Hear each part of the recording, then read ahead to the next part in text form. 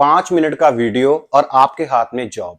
इस 5 मिनट के वीडियो को अगर आप अच्छे से देख लोगे तो ऐसा नहीं है कि आपको जॉब नहीं मिलेगी। बस आपको क्या करना है, इस वीडियो को पूरा देखना है, स्टार्टिंग से लेकर के और एंड तक वीडियो को देखना है। कोई भी पार्ट छूटना नहीं चाहिए। और जो कुछ भी मैंने इस वीडियो के अंदर बोला, ये आपको अपने एक्चुअल लाइफ में, रियल लाइफ में आपको इंप्लीमेंट करना है।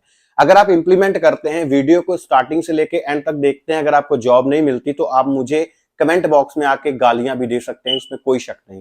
मैं आपसे प्रॉमिस करता हूं कि इस 5 मिनट के वीडियो में आप 100% जॉब मिलने वाली है आपको। सिर्फ बस आप 5 मिनट दीजिए और वीडियो को खत्म होने तक की वेट कीजिए। उसके बाद में जो कुछ भी मैंने उस 5 मिनट के वीडियो में बोला, उसको सिर्फ इंप्लीमेंट करने की जरूरत है। तो वीडियो को मैं बहुत ज्यादा डिस्क्रिप्टिव नहीं बनाने वाला, बहुत लंबा नहीं खींचने वाला, बहुत शॉर्ट वीडियो होगा और सिर्फ इंपॉर्टेंट चीजों की बात करूंगा। तो सबसे पहली चीज कौन सी होती है अगर आप जॉब ढूंढने जाते हो, वो होता है आपका रेज्यूमे। रेज्यूमे के अंदर बहुत सारे लोग क्या करते हैं कि जो उन्होंने कभी नहीं किया होता उसको मेंशन करते हैं। ये सबसे बड़ी गलती है। हमेशा वो चीज मेंशन करो जो आपने किया है, जो आपको आता है। और कोशिश ये करो, सबसे पहली कोशिश ये करो कि आप जॉब उस एजेंसी और उस फील्ड में ढूंढने की कोशिश करो जो आपने एक्चुअल में किया है, या जिसका आपके पास थोड़ा बहुत एक्सपीरियंस है। लोग क्या करते हैं, एक्सपीरियंस उनको स्टोर का होता है, जॉब वो रेस्टोरेंट में ढूंढते हैं। ऐसा नहीं है। प्रॉब्लम अगर हमारे पैर में है तो हम, अगर पैर में प्रॉब्लम है और अगर हम दवा खा रहे हैं सिर दर्द की, तो वो कभी भी आराम नहीं आता। तो प्रॉब्लम क्या होती है कि लोग, एक्सपीरियंस कुछ और होता है, जॉब कहीं और ढूंढ रहे हैं। राइट जगह पे जॉब ढूंढने जाओ और अपने रेज्यूमे के अंदर कभी भी कोई ऐसी चीज मत लिखो जो नेगेटिव है, जिसमें आपको कोई एक्सपीरियंस नहीं है, जो फेक है। ऐसा कुछ मत लिखो। फेक इंफॉर्मेशन कभी भी रेज्यूमे में मेंशन ना करो। नंबर एक चीज, आपका रेज्यूमे बहुत ज्यादा बड़ा, लॉन्ग और डिस्क्रिप्टिव नहीं होना चाहिए। शॉर्ट हो, सिंपल हो और एक पेज का रेज्यूमे हो जो बिल्कुल आपके रियल चीज को रिफ्लेक्ट करने वाला हो। ठीक है। आपकी कॉन्टेक्ट इन्फॉर्मेशन अच्छी होनी चाहिए, रियल होनी चाहिए। कई बार हम अपनी ईमेल आईडी सही से नहीं लिखते या गलत लिख देते, वो चीजें सही होनी चाहिए।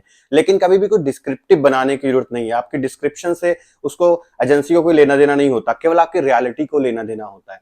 आपका रेज्यूमे रियल होना चाहिए, अच्छा होना चाहिए, शॉर्ट होना चाहिए, एक पेज का होना चाहिए।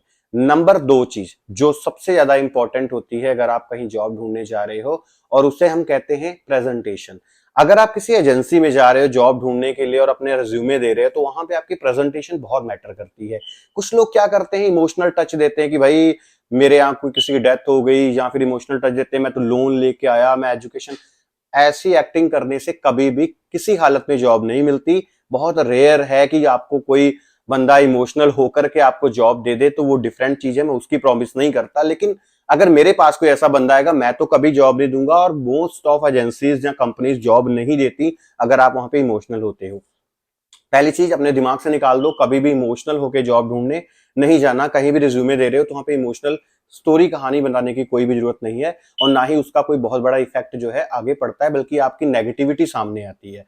सो प्रेजेंटेशन में क्या करना है, इमोशनल टच कभी नहीं रखना। रियल चीज को बिल्कुल रखना है जिसमें आपका एक्सपीरियंस है। अगर एक्सपीरियंस नहीं है तो एक्सपीरियंस बनाओ, फ्री में काम करो। अगर आप एक्सपीरियंस बनाना चाहते हो, वॉलंटियर बनने की कोशिश करो। अगर मान लो आज मैं एडिक्शन और मेंटल हेल्थ की फील्ड में हूं, तो मुझे सबसे पहले किसी एजेंसी के साथ फ्री में काम करके थोड़ा सा एक्सपीरियंस गेन करना पड़ेगा, ताकि मैं उनको बता सकूं कि हाँ भाई मैंने ये किया था, मुझे ऐसे करना है, ऐसे करना।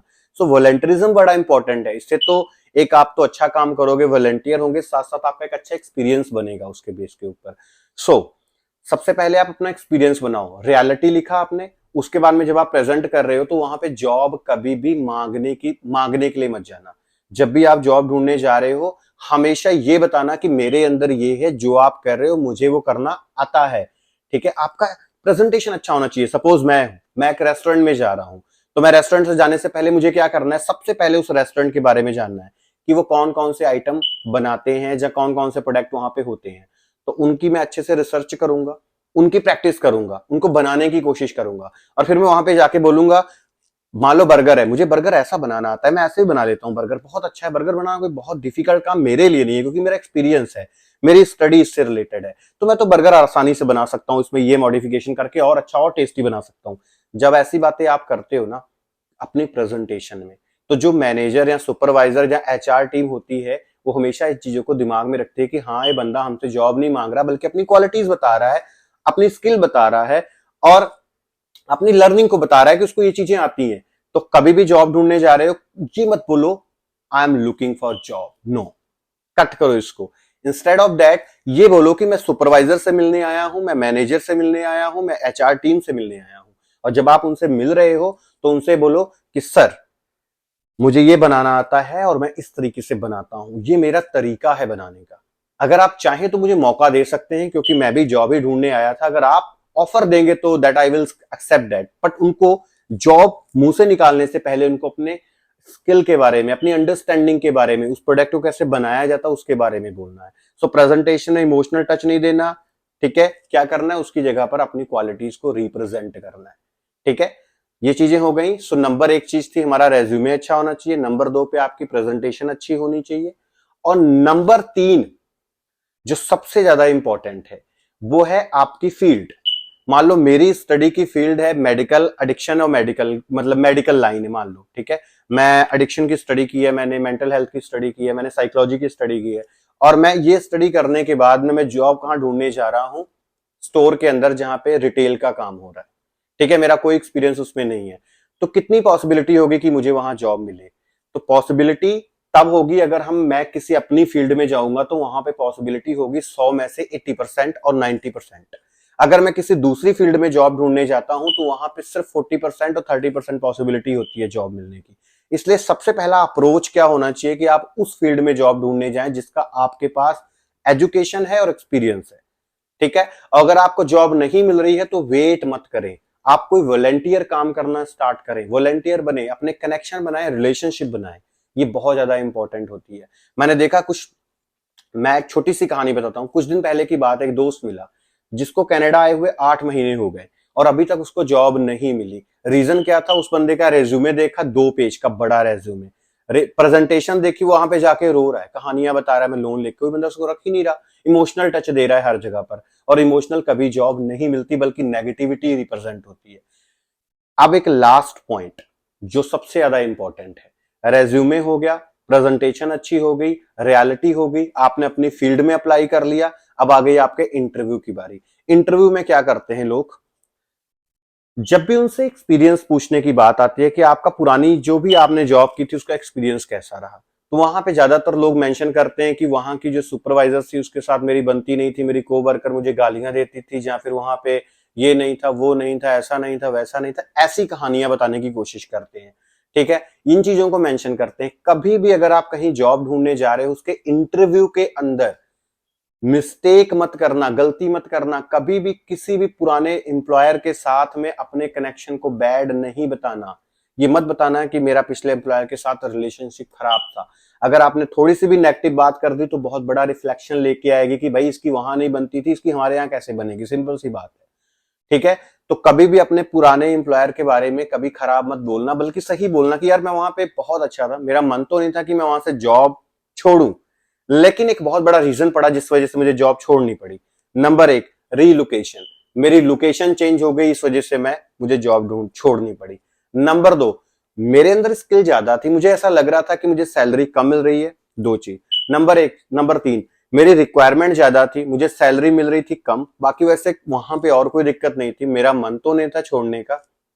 प्रॉब्लम क्या हुई कि वहां पे जो सैलरी मिल रही थी उस हिसाब से मेरी जो नीड्स थी वो पूरी नहीं हो रही थी, या फिर मेरे कुछ ड्रीम थे जिनको मैं फुलफिल करना चाहता हूं, तो उस सैलरी पैकेज में मैं नहीं कर पा रहा। तो मेरी एक्सपेक्टेशन ये है कि मेरे अंदर वो सारी स्किल है जिनकी नीड है, तो मुझे सैलरी कम मिल रही थी, मुझे ये चीज फील हुई, तो मैं यहाँ पे इस पर्पज के लिए अप्लाई करने आया हूँ। अगर आप इन पॉइंट्स को अपने दिमाग में रखोगे तो ऐसा नहीं है कि आपको जॉब नहीं मिलेगी। प्रॉब्लम्स पे काम करने की कोशिश करो। अगर आपके घुटनों में दर्द हो रही है तो सिर दर्द की दवा मत खाओ, घुटनों की दवा खाओ। जहां प्रॉब्लम है वहां काम करो। तो अगर जिंदगी में प्रॉब्लम आती है तो प्रॉब्लम के ऊपर काम किया जाता है जो प्रॉब्लम होती है।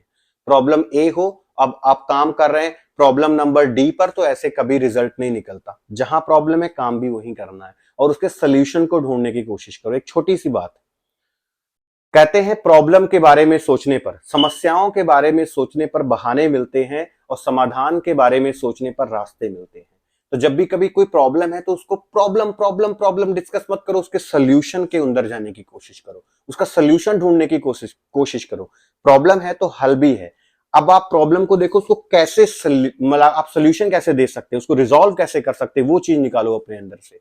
बार बार प्रॉब्लम डिस्कस करते रहे, तो यहाँ गए तो अपने दुख सुनाने लग गए अपनी प्रॉब्लम के साथ, यहाँ गए अपने दुख सुनाने लग गए। दुख मत सुनाओ, बल्कि उन दुखों को कैसे निजात पा सकते हो आप, कैसे उस दुखों से बाहर आ सकते हो आप, इन चीजों को डिस्कस करो। अगर आप इन फैक्ट पे काम करेंगे, आपको जॉब भी मिल जाएगी और कोई दिक्कत भी नहीं होगी। तो अभी मैंने 5-6 मिनट का वीडियो बनाया, और आई होप कि सबसे पहला मेरा वीडियो है, इसके पहले मेरा कैमरा फेसिंग के साथ कोई बहुत बड़ा एक्सपीरियंस नहीं है, तो आप थोड़ा सा कोऑपरेट करने की कोशिश करिएगा। और भी कंटेंट लेके आऊंगा, और कोशिश करूंगा कि आप लोगों को एक सही डायरेक्शन दे सकूं, क्योंकि मैं एक सोशल वर्कर हूं और एडिक्शन मेंटल हेल्थ की फील्ड में मैं प्रैक्टिस करता हूं।